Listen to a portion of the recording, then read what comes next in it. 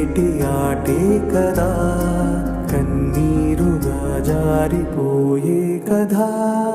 ఒకసారి పుట్టి ఒకసారి గిట్టి తెంచేసుకోవాలి.